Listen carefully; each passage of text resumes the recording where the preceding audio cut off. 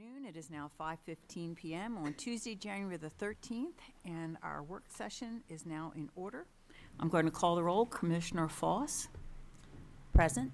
Commissioner Chismar. Here. Commissioner Taylor. Here. And Commissioner Hanley. Here. All right. May I have a motion to approve the agenda? Madam Chair, I move to approve the agenda. And do I have a second? Second. Thank you, Commissioner Taylor. Any discussion of the agenda? Changes needed? No? All right. In that case, Mike, we're ready. Thank you, Madam Chair. To approve this evening's Bel Air Board of Town Commissioners work session meeting agenda for Tuesday, January 13th, 2026. Commissioner Foss, how do you vote? Yay. Commissioner Chismar? Aye. Commissioner Taylor? Aye. Commissioner Hanley? Aye. And Chair Edding. Aye. The agenda is approved. Thank you. All right. And next we have the Town Administrator's Report. Eddie? Thank you, Madam Chair. Good evening, everyone. Just three items of note. First and foremost, you all may be talking about this later under Commissioners' comments, but I want to address quickly the phone and power outage from New Year's Eve and New Year's Day. First off, wanted to publicly thank my staff, for being a holiday with people in 20 different directions with family and friends. The teamwork and the cohesiveness that came together to address this when it was reported was pretty impressive. I was out of state, about 300 miles away, but felt like I was here based on the reporting and information that Chief Moore was giving me. I was in touch with Steve. We were in touch with the county, Angela. It was a full team effort to mitigate this incident. Having said that, you can imagine we suffered pretty significant outage for about 36 hours. IT staff Josh Forth and TJ were on top of it right away, also working with us from the get-go. Actually, Josh was sick, so he was working from his not his deathbed, but it might as well have been his deathbed for as sick as he felt. But anyway, it came together very well. We, through that, we identified that most of our backup plans and redundancies were working, but we also identified some gaps and vulnerabilities we need to fix. We have a staff after-action plan for January the 16th, which any commissioner is welcome to attend if you so choose. It would be a daytime meeting. And basically there we'll be looking at our coup plan and a few other things, looking at some technology changes, potentially some ideas either to discuss with Lisa for a mid-year budget in order to fix some of that stuff, or potentially put it in an FY27 budget. But that will be coming up. Now, I had also requested a meeting with Baltimore Gas and Electric to determine the cause of what happened and identify some of the challenges they faced. At the same time, unbeknownst to me, but coincidentally, the county was requesting a meeting with BGE as well. They have gotten back to both of us. They are not prepared to discuss it yet. The matter is still under investigation. They informed us that they will schedule a time with us, most likely a Teams meeting, for the county staff and my staff to review what happened that day and address some of the issues and questions that they had. So that we'll get some answers after actions in these events. Unfortunately, the events happen rapidly, but the follow-up mitigation strategies are usually slow to come for a lot of reasons. So, but anyway, January the 16th, if any of the commissioners are interested, you're welcome to attend, participate, and listen in. The second thing, too, is a Banner City matter. David has put up on our webpage and reached out to the schools. It's the If I Were a Mayor contest, so that is a Banner City requirement, and we have got that information out on our webpage and to the schools for anybody that wants to participate. For the benefit of Commissioner Foss and any people that are watching, the banner, this particular event from MML, If I Were a Mayor, is directed to fourth grade students. They write an essay and submit the essay, and then the essays are graded. And it's basically, in a sense, the contest encourages fourth graders to think creatively about leadership, local government, and ways they would improve their communities if they were mayor. Through this experience, students learn that their ideas matter and that they can play an important role in shaping the future of their towns and cities. So it is limited to fourth graders in our elementary schools, and it is a Banner City requirement for us. And we have some participation, but we try to get it out early so people can participate if they choose. The last thing is I sent all the commissioners earlier today part of the suicide prevention committee that Chief Moore and I sit on. They shared with us the LHIC report, the Local Health Improvement Coalition Committee report. It's a 71-page basic PowerPoint. If you've seen them before, it's a fairly comprehensive report. It goes over a lot of the health issues related to Harford County, and it's pretty telling information. So it's good to have for resource reference information for potential ordinance changes we want to make or ways in which we can support our Bel Air community. It also is what I call good back pocket information for when you need talking points to address particular issues related to healthcare in Harford County. So it is, it's a quick read. It's a lot of graphs, but it's a PowerPoint that I sent you earlier today, along with another flyer that is promoting in early February a conversation and workshop on continued suicide prevention. So I think you'll find that very interesting and informative information. And with that, Madam Chair, that's all I have for right now. Thank you very much. Any questions for Eddie? All right. Yeah, I had a couple, just, do you know who's investigating for BG&E, the cause? Are they doing it internal? Mhm. They're doing it an internal thing. And then, is the county doing an AOR, or do you know what they're doing? Because I know part of it, shared systems went down, or... If they are doing an AOR, we have not been invited yet. I wanted to do one in-house to address our needs first. I'm hopeful that they'll make us a part of that. We can certainly include them in ours, but I really wanted to start with our issues first, but I'm not sure. Right, because H-Man, whatever, which we Is use, county. is really county. Yes. So it would be good to know if they're doing anything, just to be aware, be part of that process, that's all. Okay.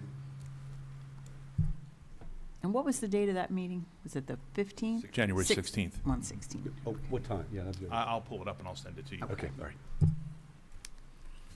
All right, moving on to the tentative agenda for our town meeting on January the 20th at 7 PM here in Town Hall. First, we'll have the presentation of the Certificate of Appreciation to the Fire Police.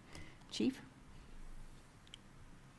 Yes, ma'am, we'll have a certificate of appreciation to provide to them, to thank them for all the donated time and assistance that they provide during the Winter Wonderland and some of the other events that they've helped us with over the past. It's definitely worth recognizing them for their effort. Helps us out a lot, puts our police on the road. They're very apt and skilled at handling traffic assistance and things like that. And it's good to recognize them. So I have a certificate for them. All right. It's the least we can do. They do certainly pitch in quite a bit. Absolutely. Any questions for the chief?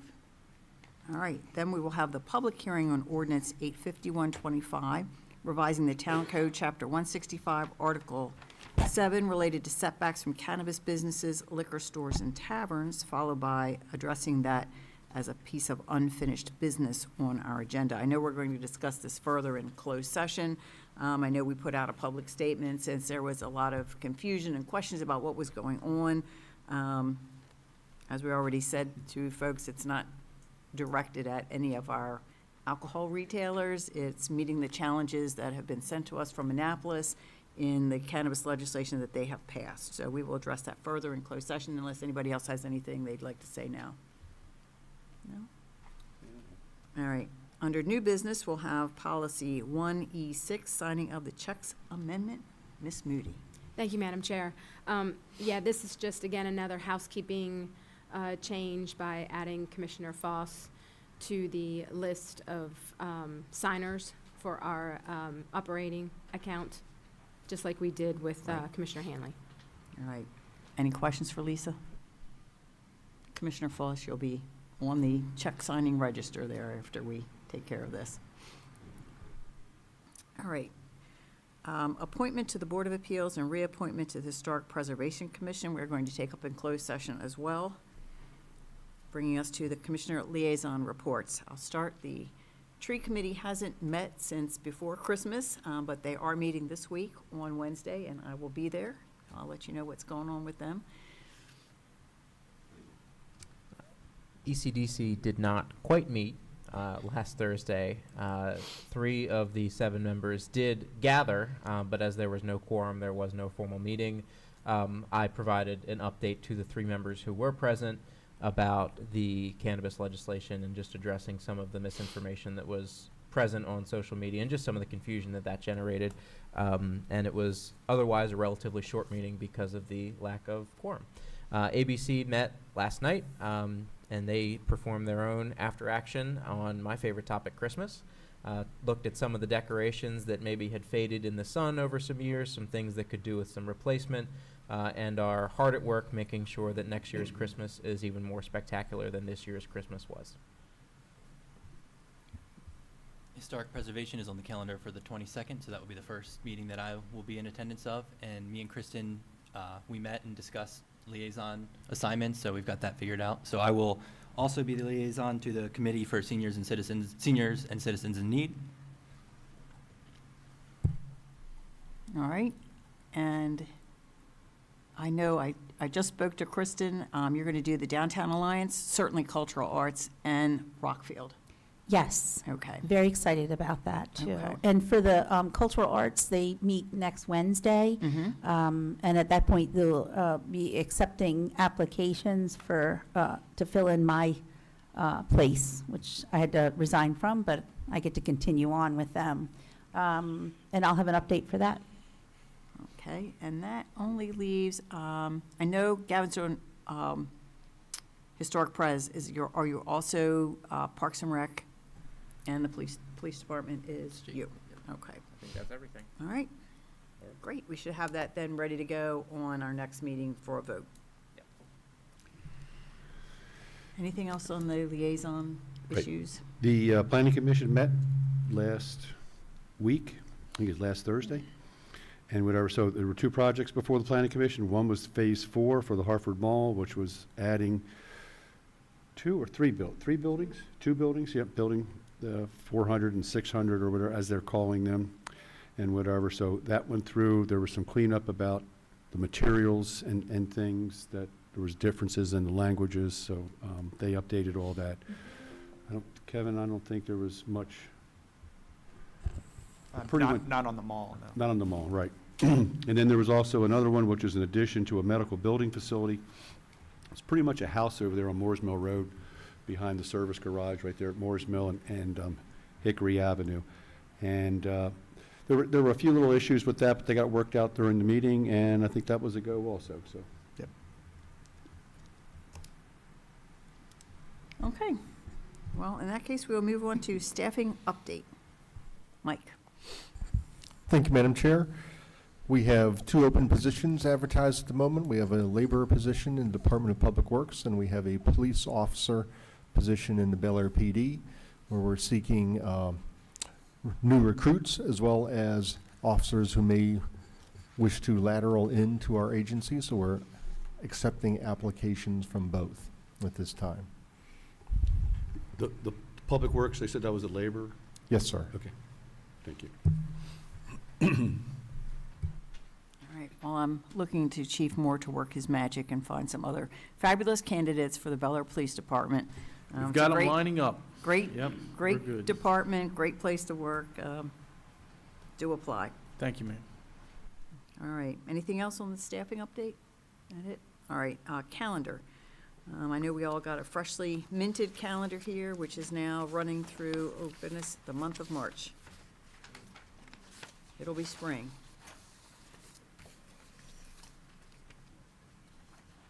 And I did want to ask, I know I think there is a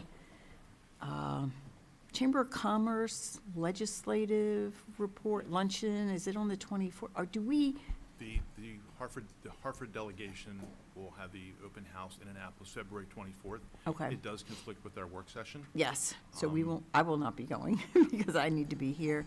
But there was also a luncheon that somebody was having, I thought. Angela has the Madam answer. Chair, There we go. let me get to my January calendar. Look to your January I calendar. think this could be the one that you're referring to. Next Thursday, the 22nd, Yep. the Chamber will be hosting the State of the County luncheon at 11 o'clock at that. Water's Edge. Registration is open until Friday, There you go. and I will be attending that. Okay.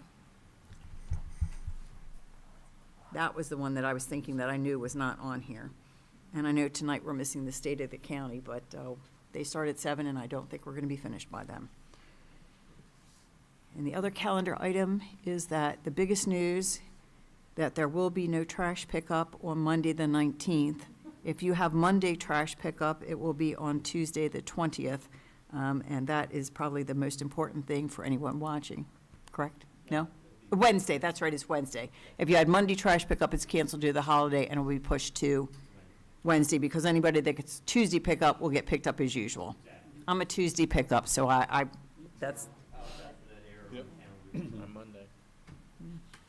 well, you're Wednesday now. Now I'm It's Wednesday. important, it's That's right. important to know. It was on Facebook in my neighborhood group that, biggest topic of the day. Any other calendar items, conflicts, or anything that anybody is aware of? Well, there was the senior commander at APG was invited. Did you get the invitation I on did, that? and that's That's the 23rd at Yes. 5 to 6:30. 5 to 6:30. and I know I will not be able to go to Okay. that. I will be able to go. I will Okay. be- Okay, so you guys got invitations We too? got Yes. All right, Yes, it went out great, to everybody, great. I That believe. was one thing I had forgotten, I wanted to check on. 23rd, APG, and that's at APG at the commander's House, house. which is a really impressive building with a lovely view, and it is just Right. beautiful inside. It is really nice to go visit that. I don't think the furniture on the first floor belongs to the family. I think it belongs to the house, but it is really interesting to be in and see. Any other calendar items? And Gavin, did you get an invite to that? I was gonna say, I don't think I saw one, so Okay. I'm gonna have to go back and look. You should check, and if not, On what, for the APG? for the APG thing, I'll send it to you, because it's not, It's not one of those reserve secret ones. online, and Okay. then you put your name in, so it's not like it's specifically Right. addressed to you. and Kristen, you as well, did you get one? I did not. Okay. Okay. Same thing for I will Kristen, send. because it's probably catching up with the recent changes on the Right. board.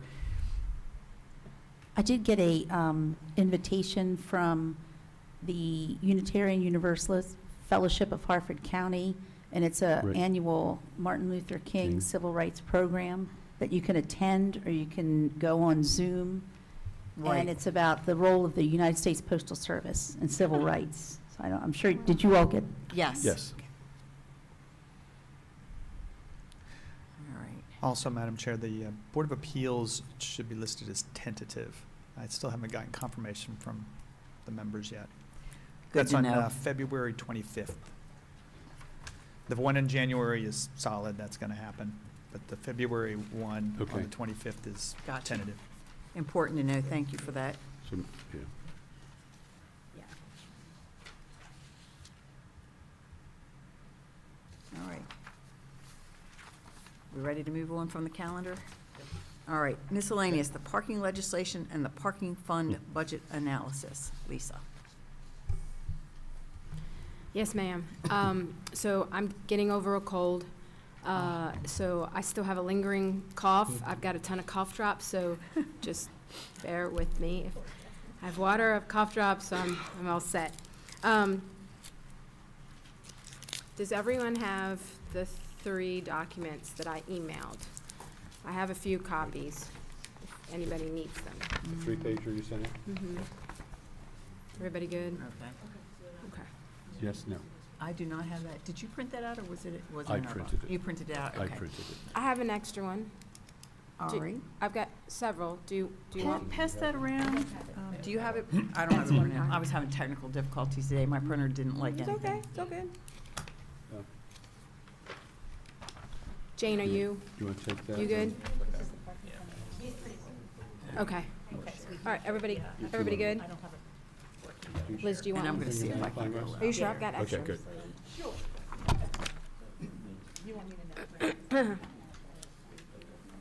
Do you guys need them? Do you need them?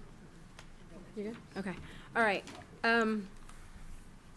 So we're gonna start with the analysis, and then I think we'll do legislation. Oh, nice and big, look at that. Second.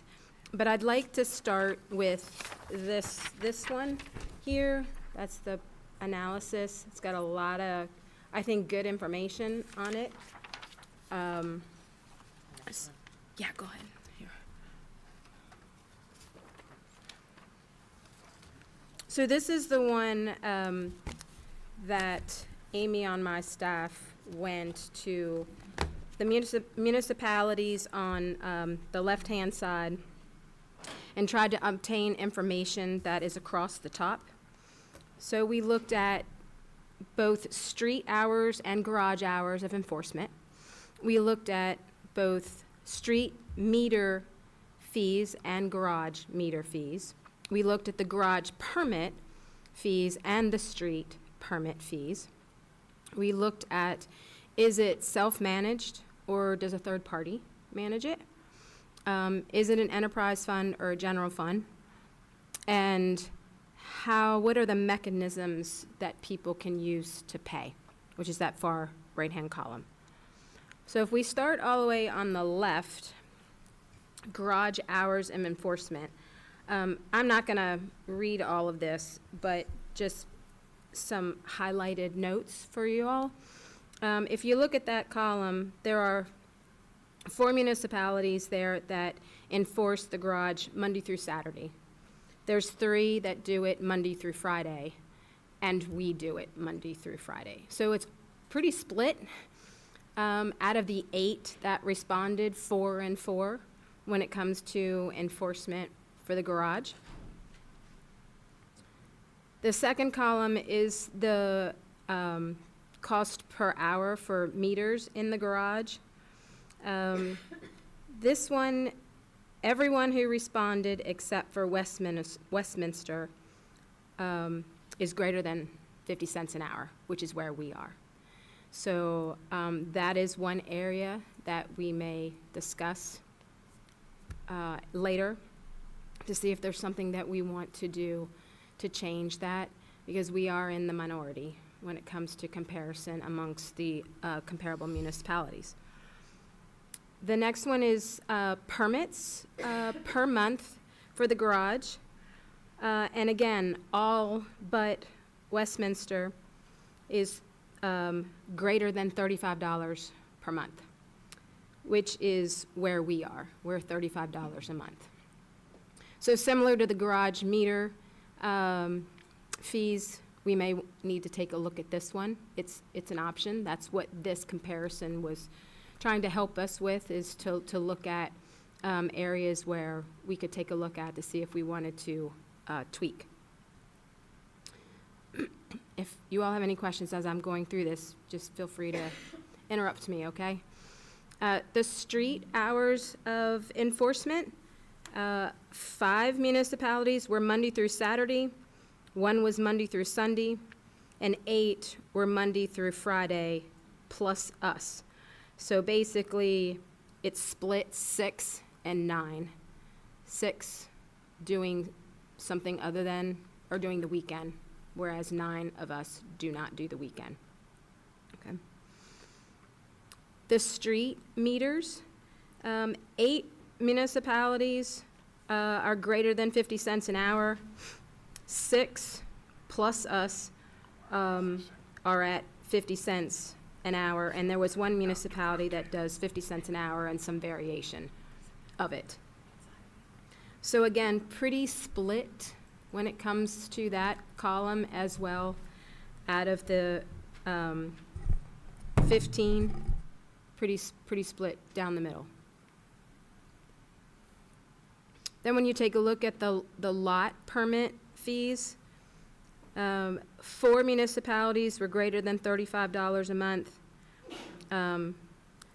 2 municipalities had $35 a month, but then they had a higher tier. Westminster is the only one that had a lower tier, and then there's us. So again, there may be an opportunity to take a look at the permits in the lots to see if there's anything that we might want to tweak based on the information gathered here. Albany, Annapolis are self-managed. And then whether it's an enterprise fund or housed in the general fund, meaning parking, 7 are enterprise fund, including, and then add us. So it's split down the middle, 8 and 8. 8 general, 8 enterprise.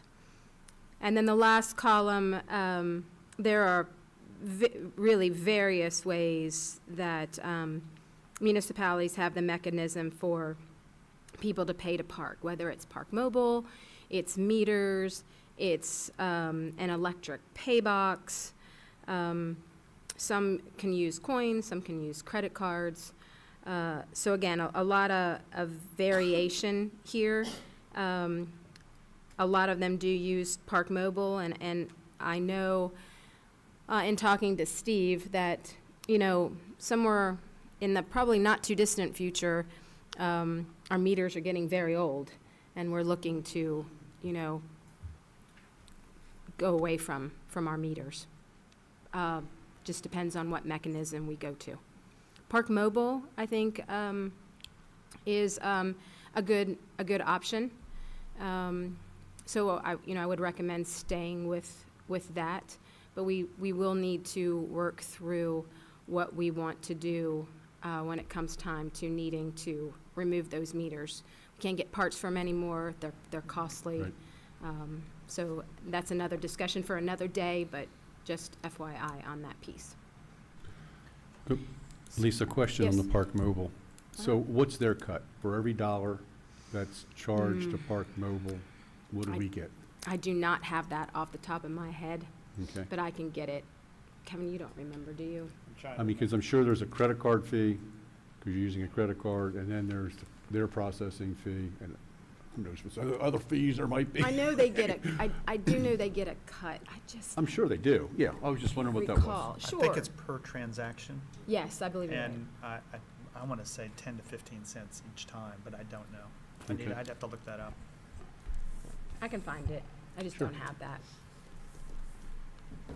And with the mechanical meters, other than, you know, maintenance, there is no additional cost to those, right? As far as, you know, having to pay for parts and stuff? No? Okay. That's it, yeah. Just parts replacement and battery replacement for the ones that are along Main Street, the smart meters that we have there. The old mechanical ones that we have on many of the other streets, they're basically getting to be the point obsolete. You can't find parts at all for them. And the ones that we have on Main Street, the company just announced they're going out of business, so they will no longer be having parts or anything like that, so. Hopefully, we can survive for 2 or 3 years with what we have. When we learned that they were going out of business, we did order extra batteries and some extra parts that we knew that would frequently break down. So we put a bunch of supplies in on that and got those before they all got sold. So Steve, if you change the rates on both the mechanical and the electronic ones, we can do that? Is it a big deal? It is not a big deal. We can do that. Okay, that was Yep. just, yeah. So that's not a big expense if you go from No, 20 my staff, 25 cents to 50 cents or whatever the heck, you know, an hour. or my whatever. staff is able to do that. Okay. Yep. Any question on that analysis? Was there anything else that I may have missed that you all wanted a comparison? No, that scratched my itch, yeah. Okay.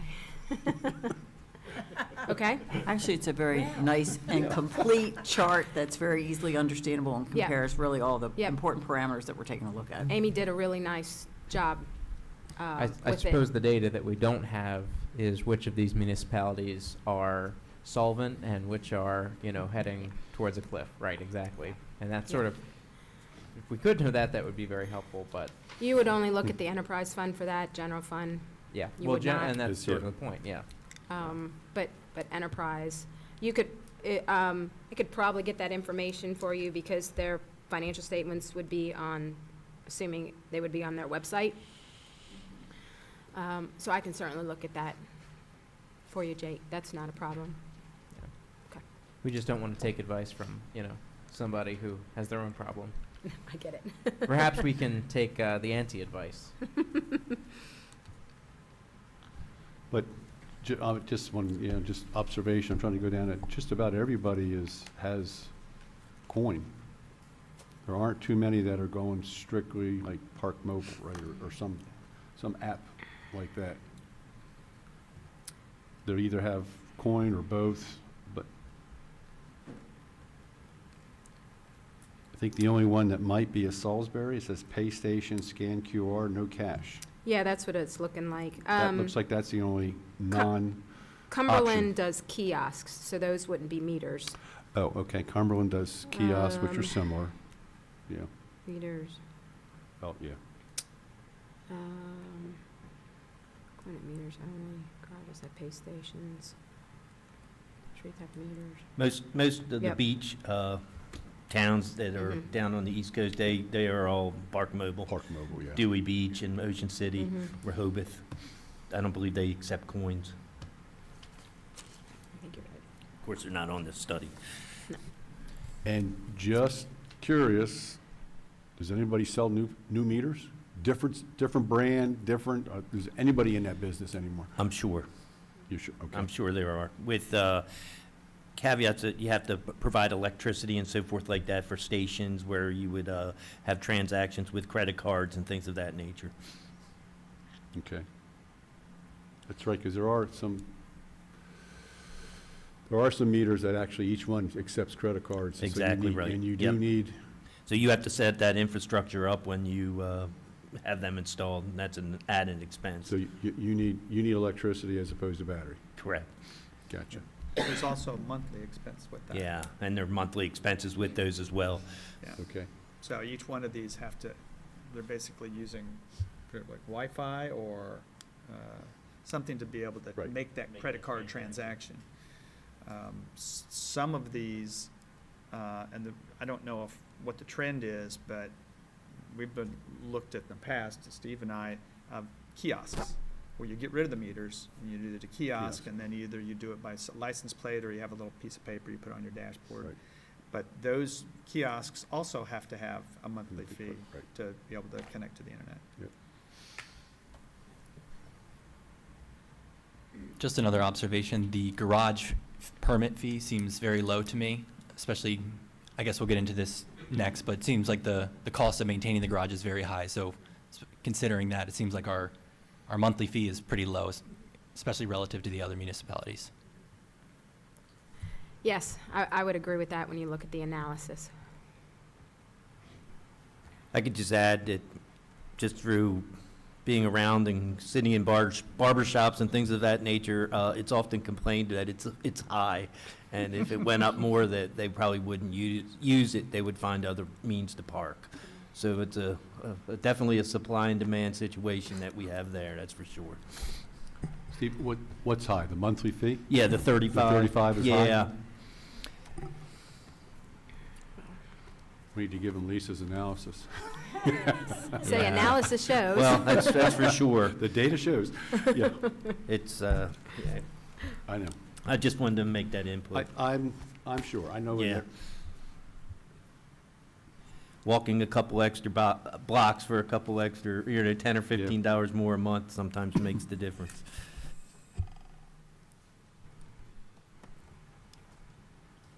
Anything else on this page, everyone? Just one other comment on that. Yep. You said for our surface or street permit fees, we have two lots that are $35 and one lot is 25 you have in there? What's the one lot that's 25? Yes, Hickory is 25, Hickory is 25. correct. Because nobody parks there. Yep. Trying to get people to go down there. I have noticed that. Tried. But if we did raise the parking garage, people would probably park there instead if that was lower. Right. You'd probably have to raise that as well. If you're gonna raise them, you're gonna raise both of them. Yeah.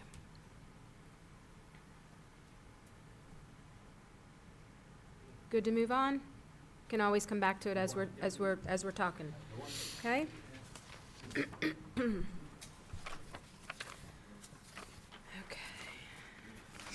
All right, and then, I provided you all with,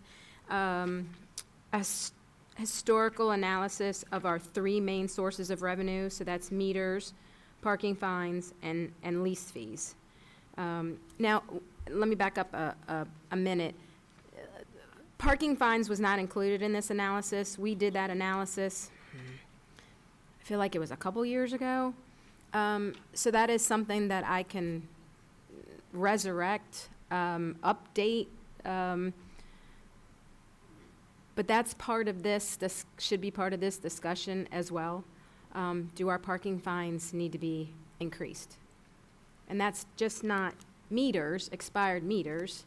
That's all of them, the parking permit violations, your fire hydrants, your yellow curb, your parking too far away from the curb, et cetera. So that is another piece to discuss as we're looking at this moving forward. So anyway, this sheet takes you from fiscal year 15 to fiscal year 2025 and shows you how the three different sources of revenue have changed over time. Of course, fiscal year 21 is when we kind of hit bottom because that was a full year after COVID. Or that was during COVID, because COVID was 2020, March of 20. So that was the year after COVID. So, Lisa, do you remember when was the last time we raised the lease fees? Anybody remember that? We actually reduced the lease fees. Was the last time we did it. We brought them down. Well, Okay. they were fees that were based on how many leases you had. So if you had only one or two, they were higher, and if you had more, they were reduced down. But it became very difficult to administrate, understanding who has how many leases and what they're paying, and Right. so it was just saying, okay, let's do a flat fee for all the leases. That was probably 10 years ago. Okay, because I was just trying to get an idea of the lease fee data, the revenue you have here for lease fees. Is that all at the $35 per month rate? That's all. I can get that information. You know, if it Steve. was, I mean, I have it in my for the phone. most part, it is. Whether 15, 16 were, but Yep. probably back at least 5, 6 years was all Yep. $35 Mm-hmm. lease fees. Okay. Yep. I can go back in my folder and pull that information. Okay.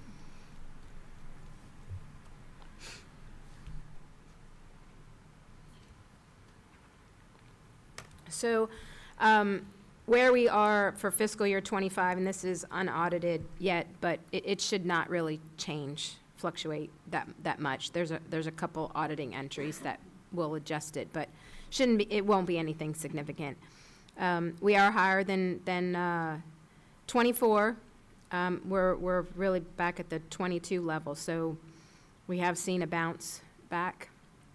COVID really changed, as you all know, everything. And it really impacted people, you got people working from home now. So they're not coming into the office, so they're not using the meters. So if you're not using the meters, they're not using the meters inappropriately, so they're not getting fined. You know what I mean? So one impacts the other, right? You have to look at it both ways. Businesses are trying to cut corners. I shouldn't say cut corners. They're trying to reduce costs because everything is sky high right now. So they're not, your lease fees, while lease fees really didn't take, I would say, I mean, it's not significant. We're $10,000 off from 11 years ago. You would hope it would go the other direction and increase and not decrease, but I think that's really all attributable, or most of it's attributable to COVID. Now, we did in fiscal year 22, we were at 78,000, and I meant to look and forgot, but there was a leaser who had multiple leases for his business, but it only lasted for 1 year, and I can't remember who that was. It really, I mean, it's insignificant. It doesn't matter. We're not going to get them back. They're good. But lease fees we can adjust by the monthly lease fee. Parking fines we can adjust by the amount of the various fines. And meter revenues, we can adjust that as well by increasing the cost of the meters. So there's opportunity in each one of these accounts to make changes, should we want to go that direction. And that's why, this analysis was really good, because I think it helped us see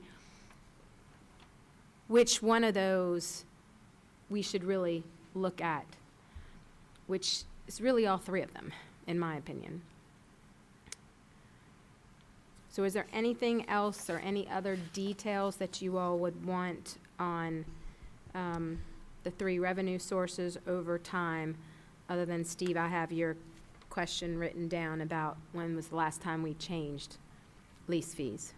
So we also, I mean, the net figure is there and the revenue figure is there, which means that in the negative space of those two figures is the expenditures, correct?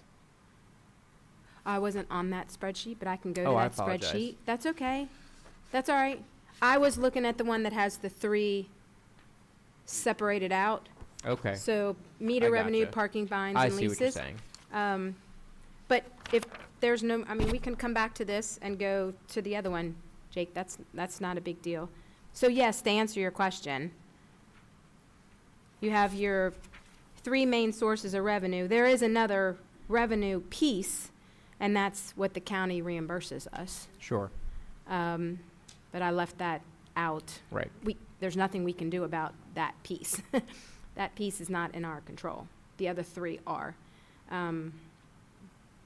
So it's not 100% accurate to say that the rest of it is expenses, because you do have that 2/3 piece coming in from Harford County, Mm-hmm.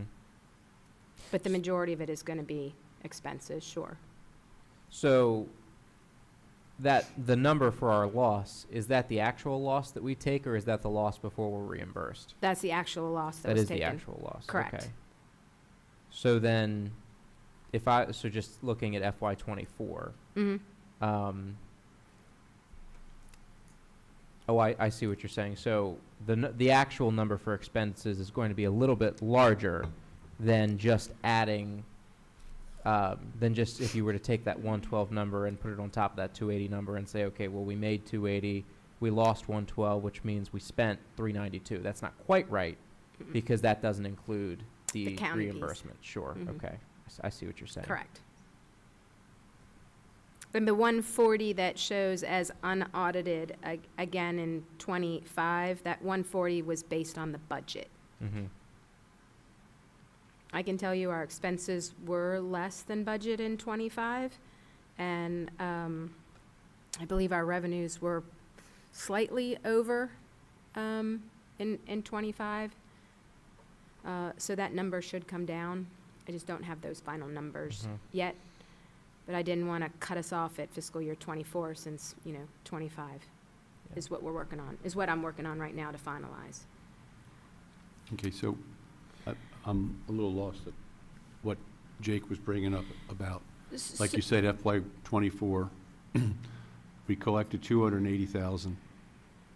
In FY '20, we're on page 3, okay, of your thing. Mhm. And we had a shortfall of 112,000. Mhm. So that means you're saying that does not mean our expenses were 392?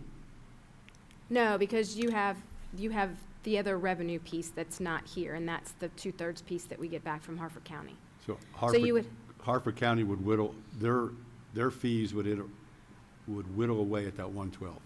No, the 112 is a firm number. Okay. So you would essentially take, I'm just making numbers up, guys. You would take, let's say, looking at fiscal year '24, let's say Harford County's piece is $100,000. Okay. So the 280 plus the $100,000 is 380. And then you would add that 380 to the 112 to get your expenses. Right? You just have to add back the revenue from Harford County to the revenue that's already shown here, and Okay. then add that to the All right. loss to get your expenses. Does that So make you're sense? just adding it to both sides, so it's like just forget Yes, it. Yeah. it's essentially, So yes. just forget it. You've got a Yes. constant, Just, dependent On both. variable, and an independent variable. Yeah, Yeah, right. yeah. Okay.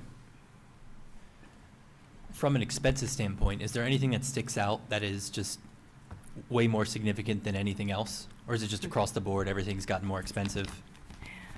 Steve, what do you think? Actually, I think we've decreased the expenses when we retrofitted the entire garage with LED lighting. We substantially decreased the amount of money that we use for electricity to light the facility. I don't think much has increased in the last 10 years that I know of. Really, Steve? Yeah, I mean, I can't. I mean, it's not like Right. we've continually operated the garage similarly year after year with regard to the maintenance, cleaning, and things like that. Mhm. In the last 5 or so years, we haven't had any real major repair projects. A few, but not, at least it would probably be better to add them all up, but, Yeah, I mean, we've had some capital work done to the garage. But again, the county is reimbursing us 2/3 Right. of that cost to the garage. But I think from the lot, if we were to separate garage and lots, the lots, no, we really haven't done anything yeah, the to the parking lot. lots Because, much at all. because they've been struggling a little bit. I've been Yep. wanting to I know, I repave know. the Hickory lot for a while because I'm concerned about the safety of it. But we've just decided not to do so and try to just push it back another year.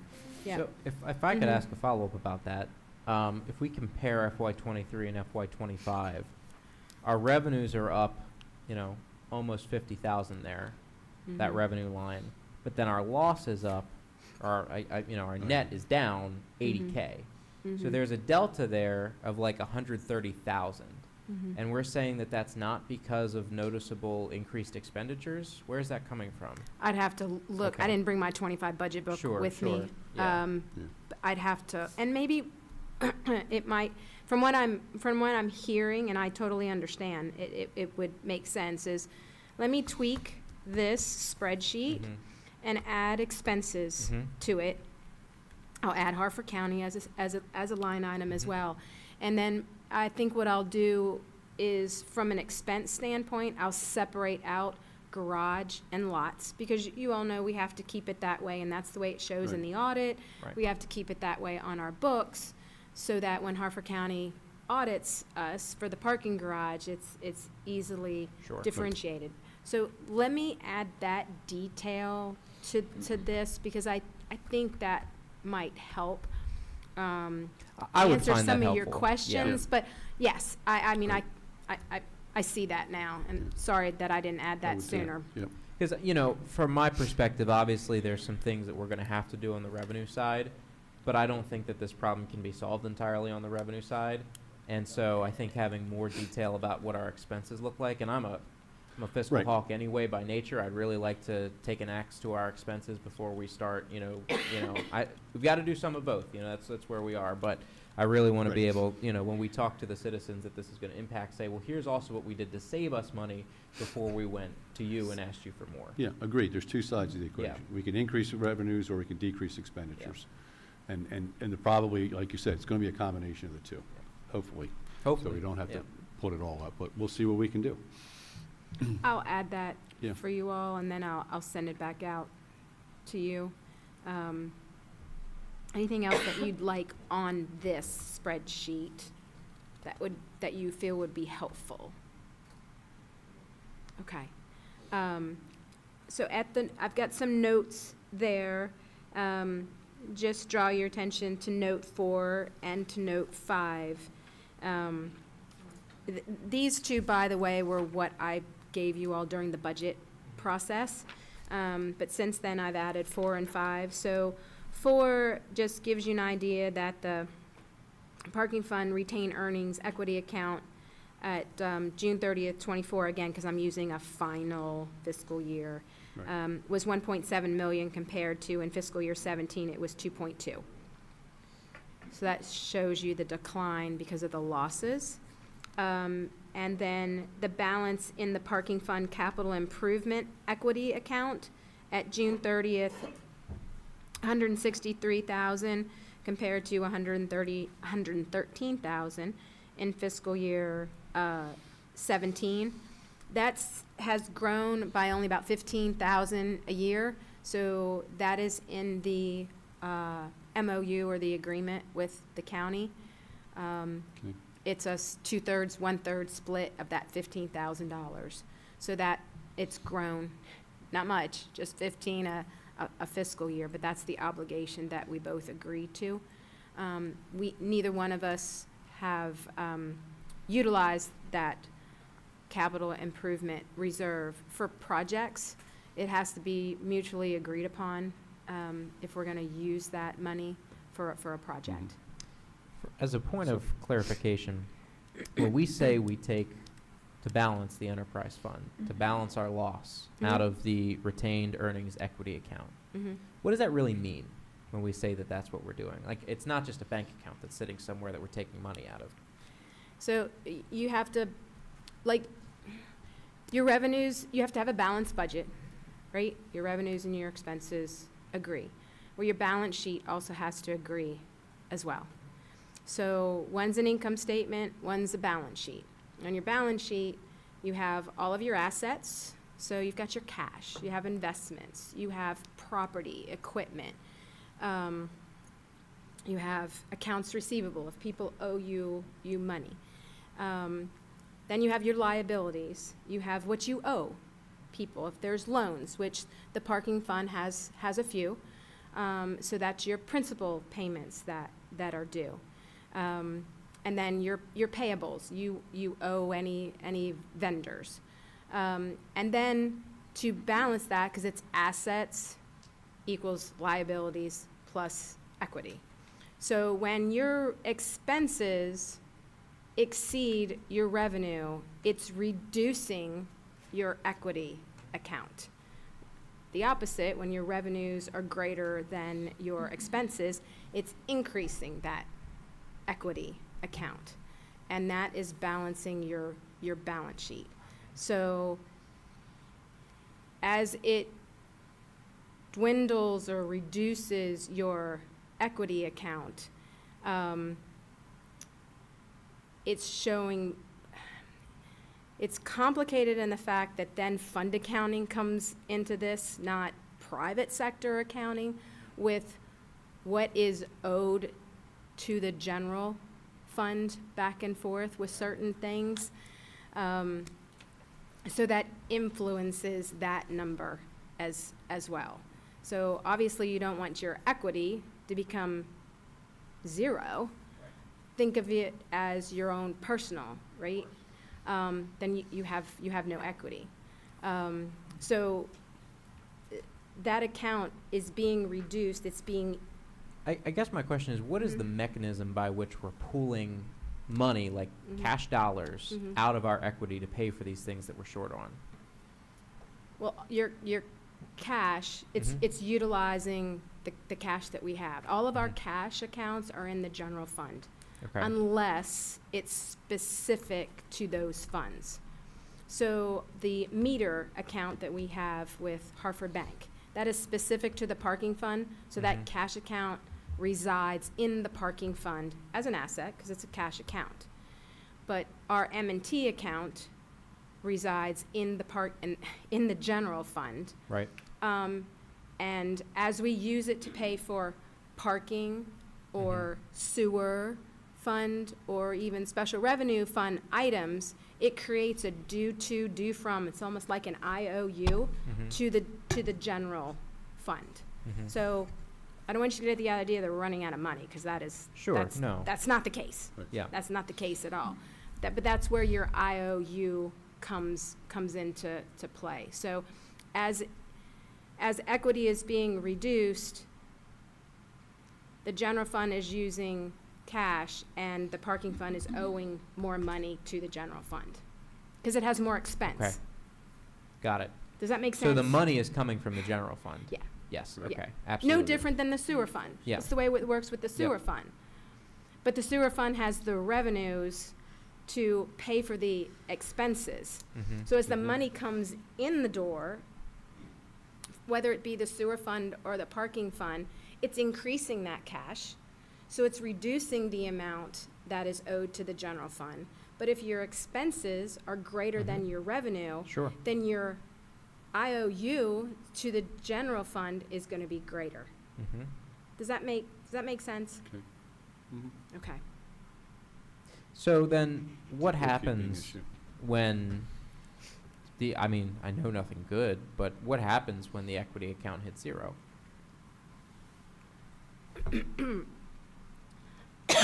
That's a good question. Or it goes negative. Before it gets to that time, you would probably have to make the decision to move everything in the parking fund into the general fund. Right.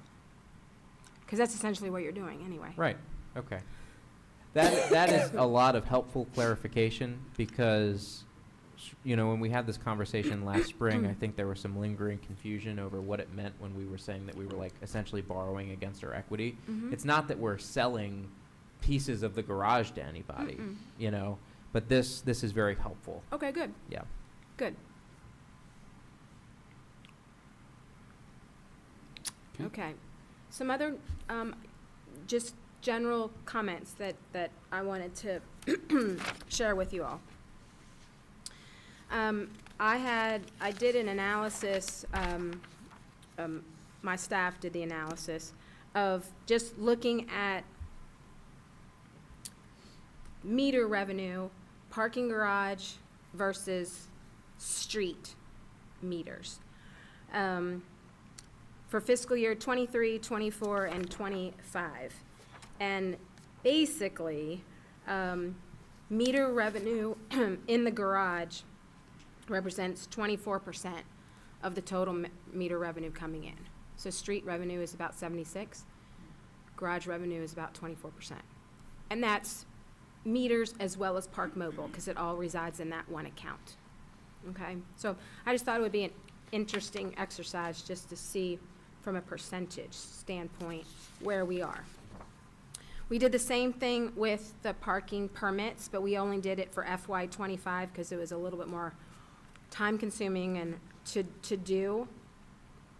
And I don't think it's going to adjust very significantly. So the garage out of the lease fees, again, now this is excluding, we have two lease agreements that are separate from the parking permits. And one is with Vagabond. We have a lease agreement with them. It's an annual lease agreement. It's a 3-year agreement. And then we have one with 29 South Main. Again, it's a 3-year agreement. So keeping those out of the equation, if you're just looking at permits for garage and the lots, the garage is 41% of the total, while the lots are 59% of the revenue. So, again, just some interesting tidbit numbers to think about. We had also, Lisa, do you, oh, I'm sorry. do you know the number of spaces that are, the garage is 300 and some? Hang on one second. And the street capacity? Liz, you said 334? 334 in the garage. Right. Sorry, I can't help you with the street. Okay. Oh, streets? Just on the Yeah, streets, like you were on giving us the percent of the You mean revenue. like meters on the streets? That I don't know. Or, well, when you said street leases and street meters, you meant Lot, lots lot, and meet, lot, street lot, lot, or lot. surface lots. the lot permits, Bon Thomas, Okay, Hickory, and Lee Street lots. okay. And then the street meter is lots, like, in addition to streets. Not those, yes. When you did the street, Yes. when you compared the revenue for It's street everything but the meter. parking garage. Everything but the parking. Everything but the garage, right. parking garage. Okay. Yeah, correct. Yeah. Mhm. She just gave it to us. Yep. We also, just a couple other things that we talked about when we were reviewing the budget parking fund. We had talked about the Pennsylvania Avenue lot. At that point in time, you know, we, the staff, were recommending that we create a Park Mobile lot for that area. So not to put meters up. It is full every day. It's abused. And if we, looking at the calculation, we could potentially bring in, and this calculation is conservative, so it's estimating that it would be full 75% of the time, not 100%. We'd be looking at about $38,000, roughly. Okay. So we had talked about that as an option. And then, 50 cents an hour? it's Park Mobile, it would be 50 cents an hour. Right, that's the Yep. 50, right. That's correct. So 8 to 5, Monday through Friday, 50 cents an hour, 46 meters, 247 days a year at 75%. We said we would have we would leave 6 15-minute spaces. We would have 3 handicap spaces, and then 46 of the spaces would be 2-hour maximum, but Park Mobile. Mhm. It would be the cheaper way to do it because then there's no cost for a box, there's no cost for the meters. Right. And we were looking, again, staff talking about the potential of Park Mobile as being more widely used than our meters as the meters are starting to die. So we thought this would be a good test location Right. for an all Park Mobile area.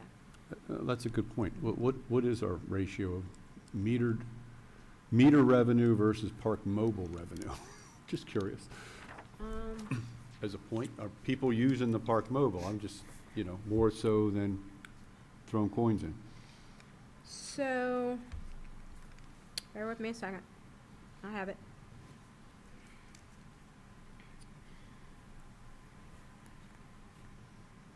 So just looking at FY '25, in the garage, it's more than, it's not much, it's a little bit more than half Park Mobile So in Park the Mobile's, parking garage. it's about 50/50, okay. Mm-hmm, it's, 55, 45, or I don't know. 53%. Yeah, 50. Park Mobile, in the parking garage. On the streets, it's a lot less. It is 27%. In the street. Mm-hmm.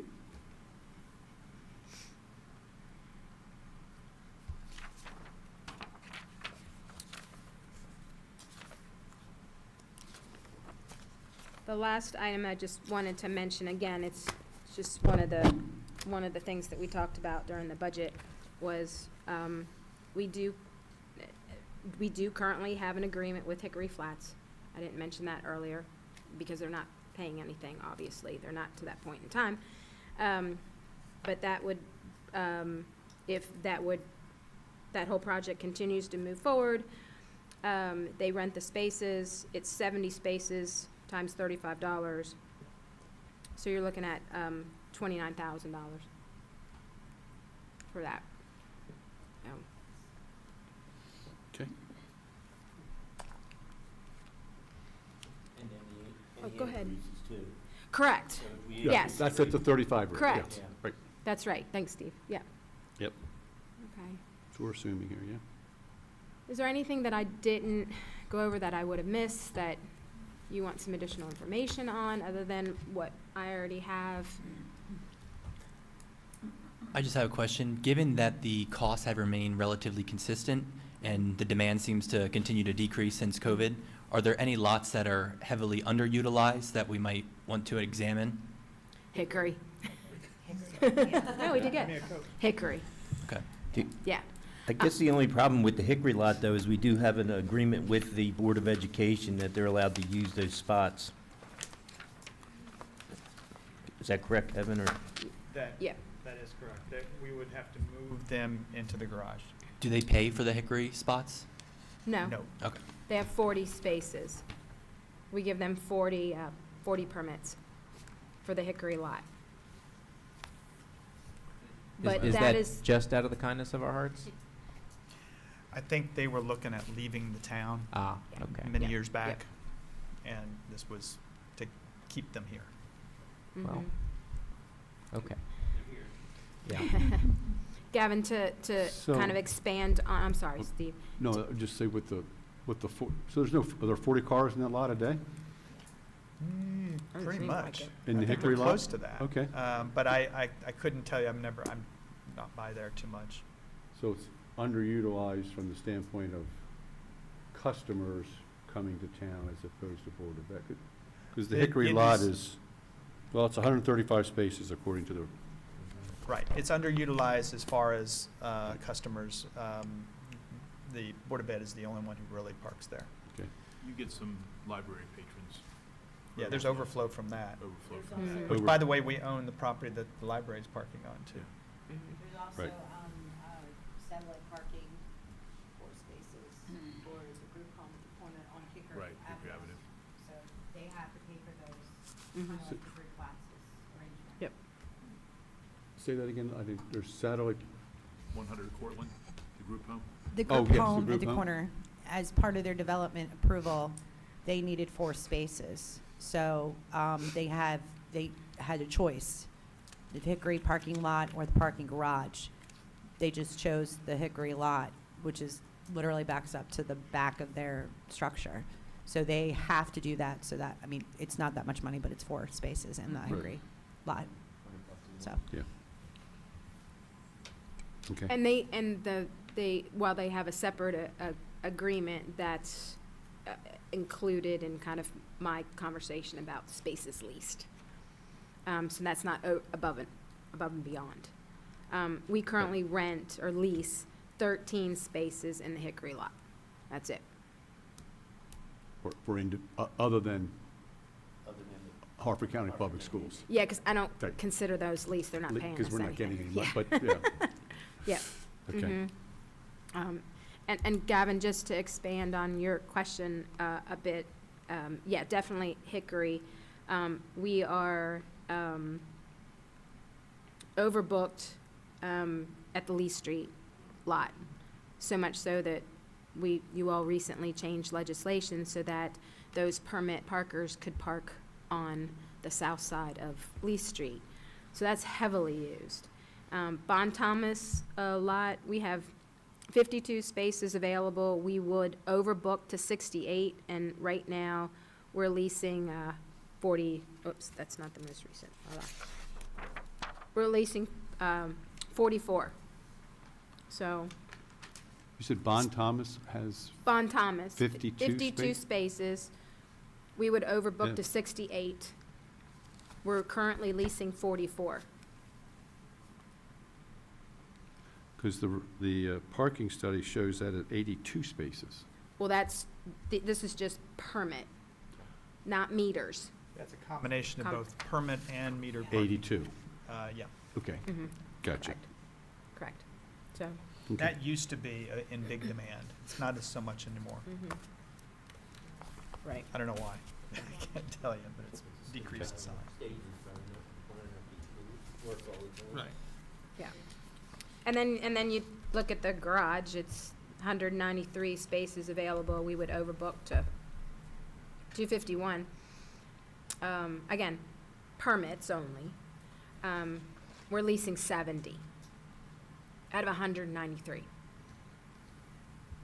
That 70 does not include Hickory Flats, because Hickory again, Flat. they're not paying Right. us right So that now. could- So that- when that I could go up talk to about 140. spaces leased, it's payment. Okay. All right. Well, I'll, got the 4 questions. I've got, what's Park Mobile's cut? Can we take a look at the municipalities that have, used enterprise funds and see how their finances are with, their P&L? When's the last time that lease fees changed? I'm also gonna look at when the fines last changed, when the meter Right. rates last changed. Might as well do Good. all 3. Good.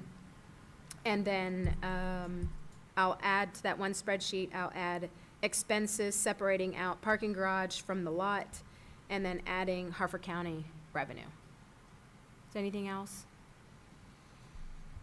I'm just curious, Lisa, if you could wave a magic wand and make all the changes that you thought would be palatable, Mm-hmm. how would you fix our current problem with the garage? Was just the garage or the parking fund in The general? parking fund in general, it seems to me that the garage is the thing that is pulling it down. But what Mhm. would you do?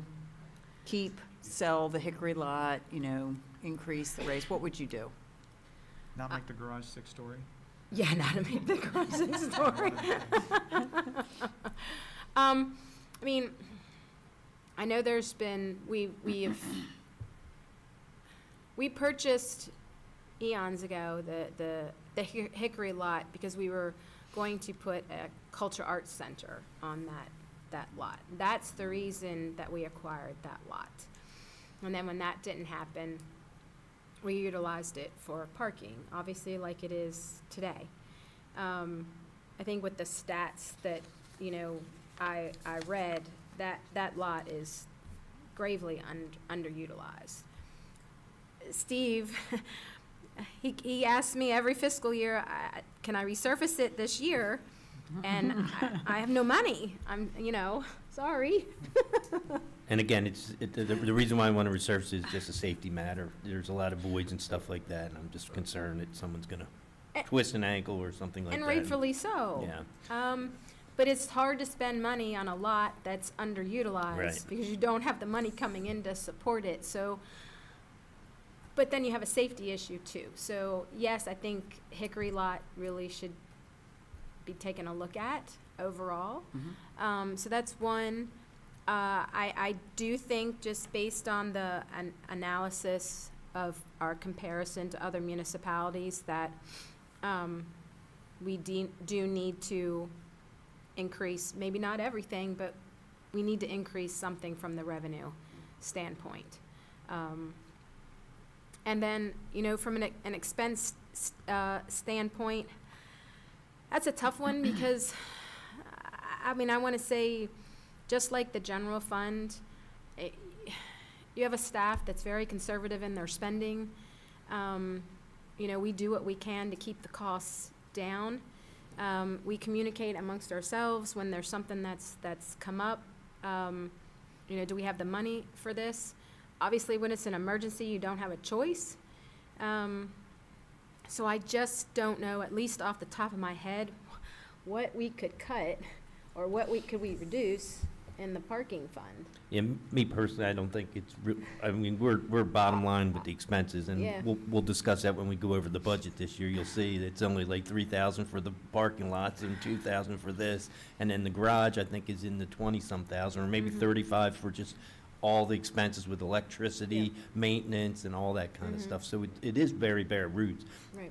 Personally, I think we should raise rates on the Main Street and corridors, where people really are always trying to get those spots to go to restaurants and Mhm. things. I think people would be able to chew on a raise there, in rates.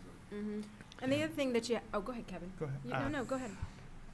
When we had our consultant do the traffic study, I just remember the one quote from him. He said, "You don't have a parking problem, you have a walking problem."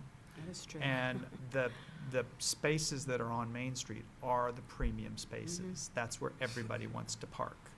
And and the Pennsylvania lot. The Pennsylvania, That's and it may Pennsylvania's- include what yep. is called the downtown lot next to Bontempo's, Mhm. but the tower.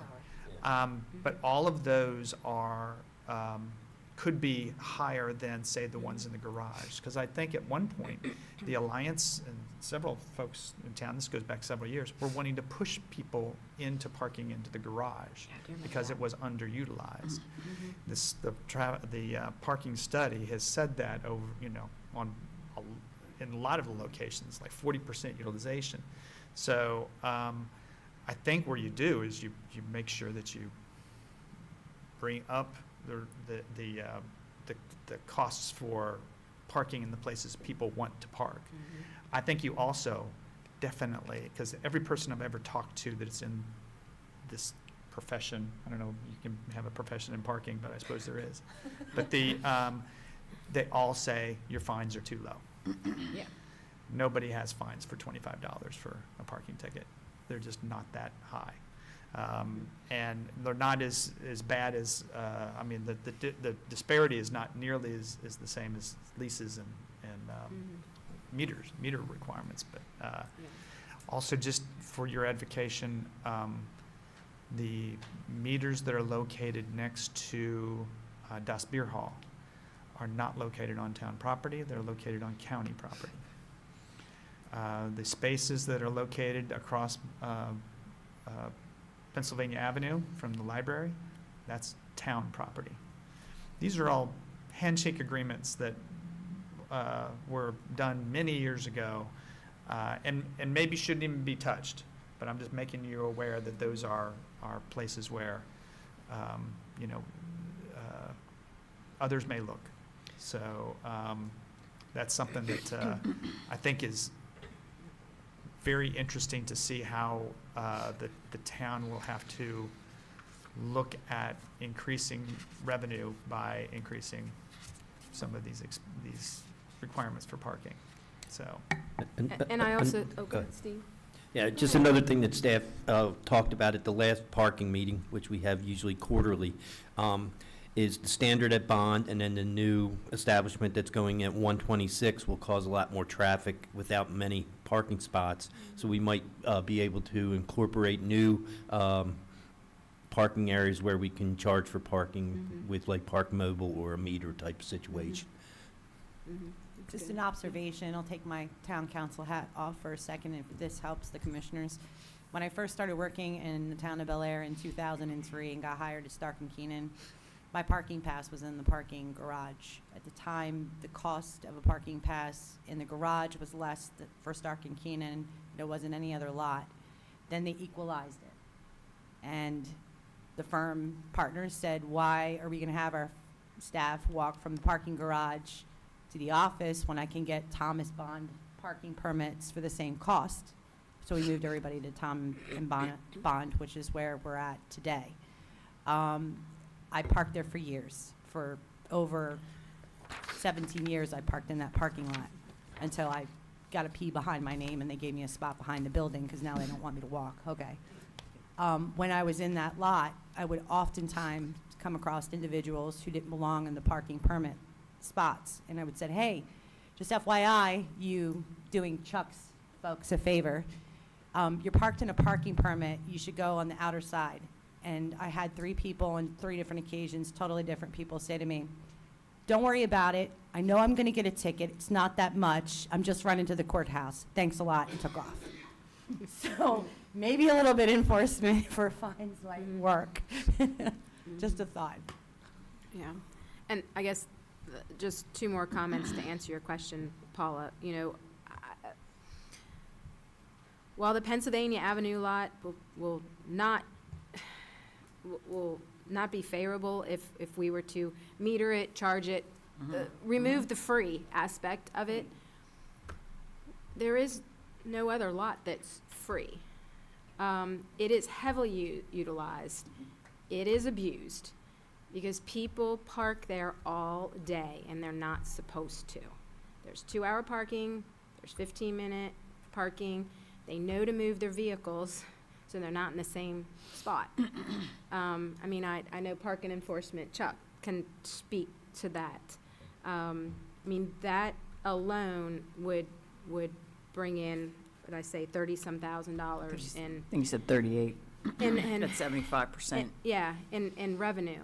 So I think we need to look at that lot. And as a staff, you know, it wasn't an easy decision for us to come before you and make that recommendation because we know people do use that lot to run into the cleaners, to run into Buena Tempos. We know that, and that's why we recommended leaving 6 15-minute spaces there, and then the required number of, obviously, handicap spaces. So I really think that is something that we need to look very long and hard at moving forward with.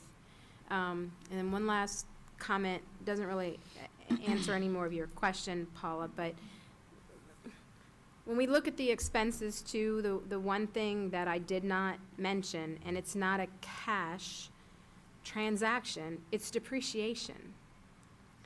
So remember enterprise fund, the accounting of it is like a business.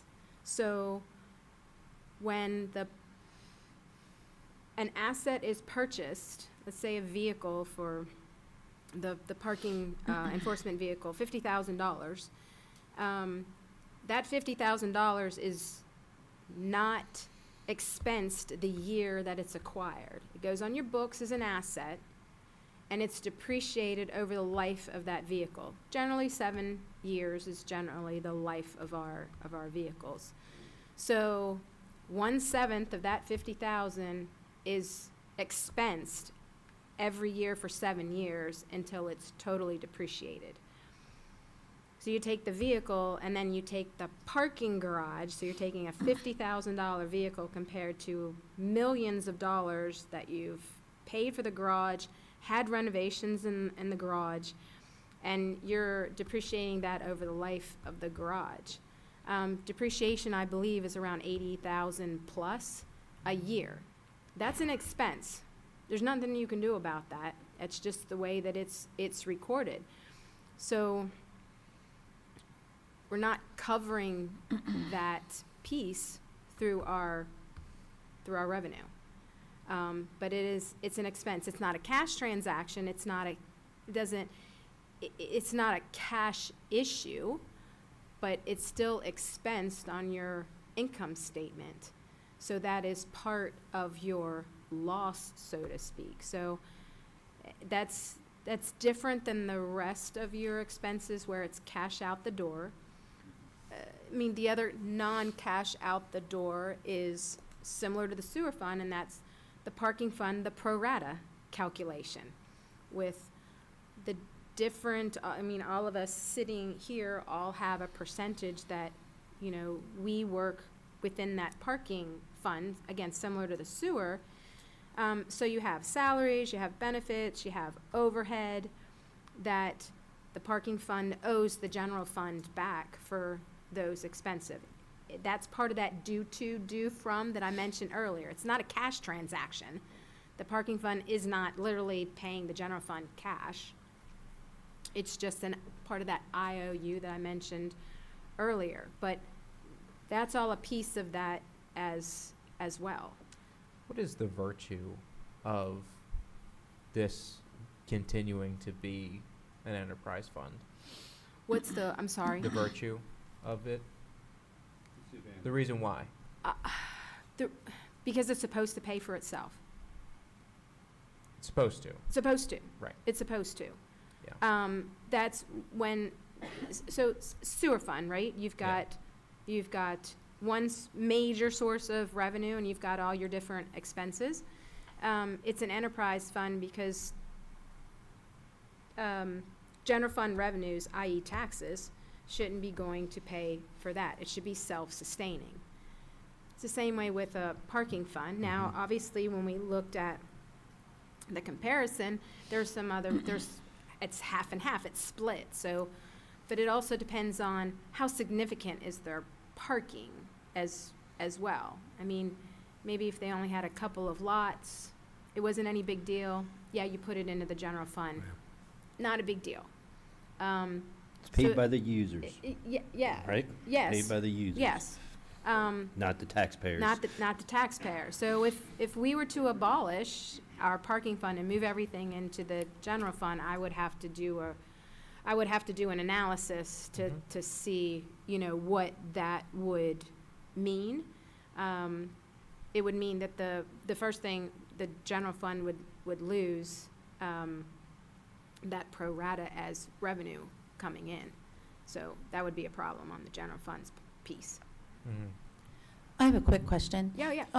When you talk about the Park Mobile, does it have maybe you've already answered this, and I apologize, but are the first 15 minutes free? Like, can you set it up so that you could have that Pennsylvania lot where the first 15 minutes are free so that if people are running in to get a pizza, then they don't have to pay, but if they're going to sit in there and dine for, then they would? I honestly don't know if we can set Park Mobile up for that.